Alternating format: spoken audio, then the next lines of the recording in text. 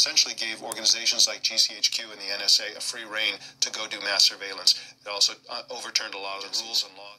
Yeah, it's a real problem. And then if you build upon that, Mike, I don't know how many weeks ago it was, but on this show, we covered the fact that Google and other social network providers and search engine providers are many of these various users